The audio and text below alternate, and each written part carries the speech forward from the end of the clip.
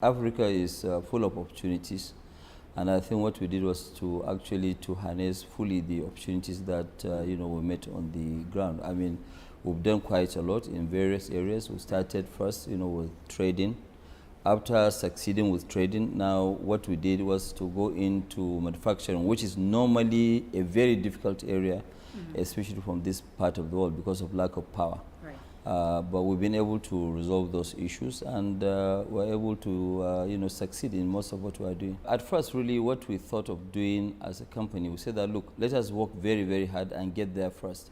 Because if we had followed that trend of dealing in oil, would have actually tainted our name, that name, because yes, the household name, because people will always think that, look, you have made this much money because you did a lot of unethical deals in oil industry. What we're going to do now, really, we're going to do 500,000 barrels. It was 400,000, but we upped it now to 500,000 barrels of oil refining per day, then petrochemical of polypropylene of 750,000 metric tons. I know that, yes, it's very, very challenging, but that's what we like. In Dangote Group, we like challenging things, and we like to make sure that we do things where we'll make our country proud and also self-sufficient. So once we do this, Nigeria will never ever import any oil at all. No petroleum products, zero. We'll meet up the full capacity, and we've taken up a land that will allow us to grow 3 times. So we have plans of also further growth. But the challenges, I think, will be able to surmount most of them because, number one, we're a local domesticated refinery.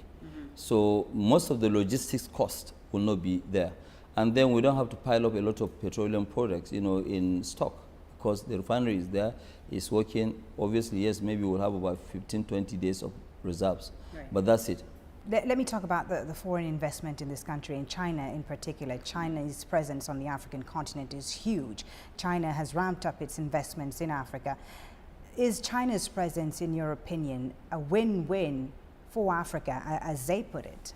I think it is a win-win situation. We happen to deal with a lot of African, Chinese companies, and we've been doing very well as contractors.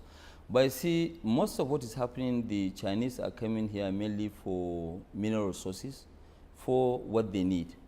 But setting up local domestic industries, I'm not really seeing Chinese people participating in local domestic industries.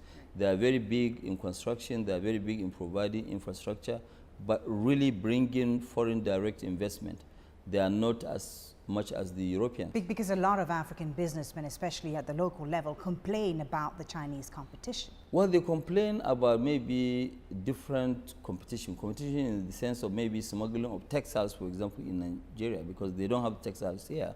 But they are smuggling it in here, where they have killed most of our domestic local textile industries. But participating in the real economy, I've not really seen Chinese doing much there.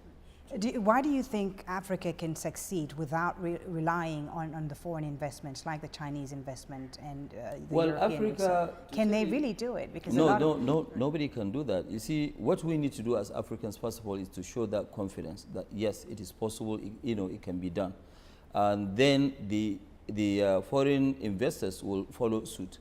There is nowhere on earth where foreign investors will go and create an economy or make that economy great. No. The local people must move first. When they move first, then they will be supported by the foreign investors. What do I do to impact humanity? And that's why we do quite a lot in terms of our foundation. We spend average of $100 million in Dangote Foundation, which we set up in 1993. And then again, I've just did additional endowment to the foundation, which was $1.25 billion.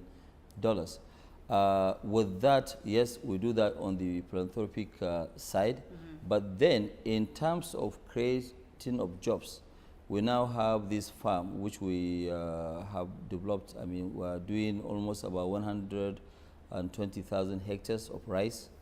land, you know, and then we are doing 260,000 hectares of sugar, which we are targeting to do 1.5 million tons of sugar in the next 5 years. This will create 180,000 jobs. So you feel like you're giving back, you're doing enough? Well, we're giving back because we're creating quite a lot of jobs. We're not doing like other Africans where most of the money is in the bank. Right.